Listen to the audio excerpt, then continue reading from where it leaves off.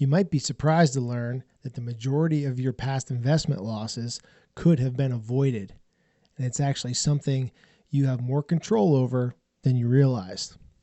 Today we're going to discuss the importance of contextualizing your investment losses and your gains, and how doing so will help you make better decisions leading to better returns. Let's get started. I hear it all the time. I lost $3,000 last month. I lost $20,000 last quarter, last year, $150,000, it doesn't matter what the number is. And even though I know what they mean, anytime I hear that, I always make sure to correct and say, you didn't lose anything yet. You see, when the market goes down, you still have the same amount of shares that you had the day before. In the case of dividend-paying stocks, sometimes you have more. But when you look at your statement or your account online, the amount of dollars has gone down, sometimes in a big way, and that can be scary. But these are called unrealized losses. And it's just an accounting of what you would lose or gain should you choose to sell everything today. So I'm going to sell everything. I'm going to close my account out. I'm going to pay the taxes owed. I'm going to bury it in the backyard. I'm going to, buy that boat or beach house or farm or whatever the hell is your thing. But you only actually realize those losses when you sell something. Now, I know what you're thinking. That sounds like a glass half full. Either way, my account's down, Rick. But stay with me here, because this is actually really important. See, if you have a sound strategy that you believe in, and you're investing for the long term, which most of you are, how exactly do those unrealized losses affect you? And I should say affect you negatively, because there actually are some strategies around tax loss harvesting and things like that where you can take advantage of them. But for the purposes of this conversation, how do those short-term unrealized losses affect you? They don't. They don't affect you unless you react to them. That's why it's so important to understand how your strategy works, what your investment philosophy is. If you don't have one, get one.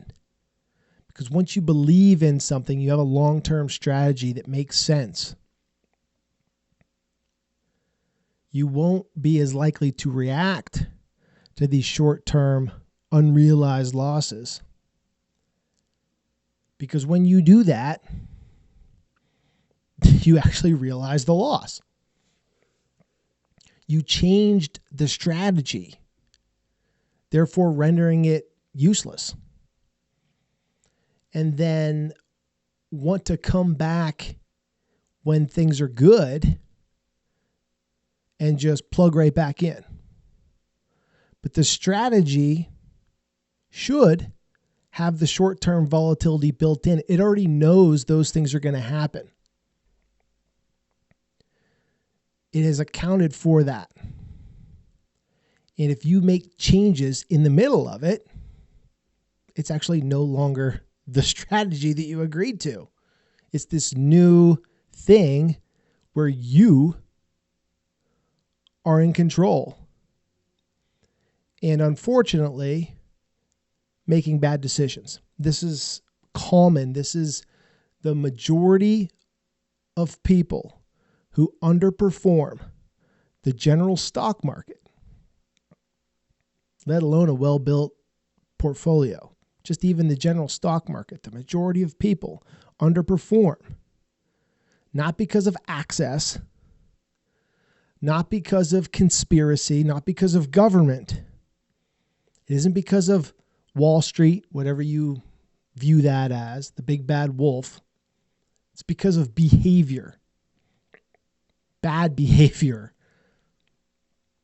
and it's driven by emotions, and it can be controlled with knowledge, with knowing how markets react, with knowing how they have reacted in similar situations in the past.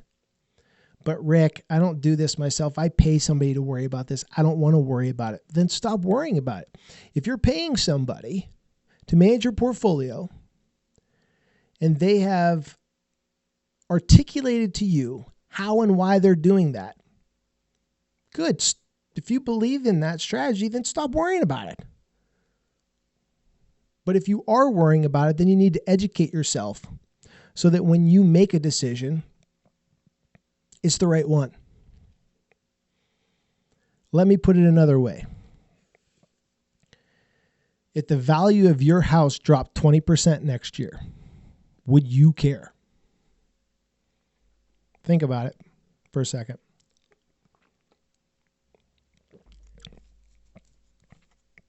For most of you, the answer is going to be no, because you have no intentions of selling it anytime soon. So then why are we panicking when our 401k drops 20% and we still have 15 years before we retire? The only difference between those two scenarios is that you are constantly reminded on paper and on a computer screen and now on your phone of how much your 401k, your investment account, is worth today and every single day. And no one is sending you a statement showing you the value of your home. Because I can assure you, if they did, you would see that that fluctuates as much or more than your investments. You just wouldn't care. You say, stop sending me this.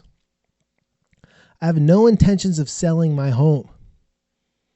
And if I did, or when I did, it will be so far in the future that the number on this piece of paper means absolutely nothing. And that is exactly the mentality that you need to start looking at your investments through. That does not mean neglect your investments. No. It means build a strategy that you believe in based on a sound investment philosophy, and then let that thing happen. Let it do its thing. And don't freak out in the short term. Use the short-term number to project future numbers during your planning. Yeah. Are we on track to have enough? Are we saving enough? Those are the things you should be worried about, not what the stock market did today. Now, I understand there's folks out there that need to spend money in retirement or major purchases. They need to sell. And when the market's down, that could result in realized losses. I get it. And that's where a sound strategy comes into play. You can plan for that. I'm not going to go into the details of how to build a retirement income plan. We can do that another time, but assume you have that plan, okay? Please understand this. If you're approaching or currently living in retirement,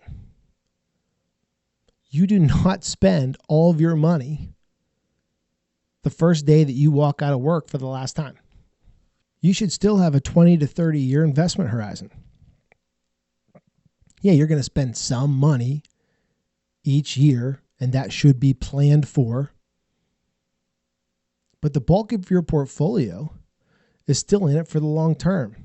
Yet I see a lot of investors and still firms acting like retirement is some endpoint to start slowing down towards and to finally come to a screeching halt of uber conservative. It's a huge mistake.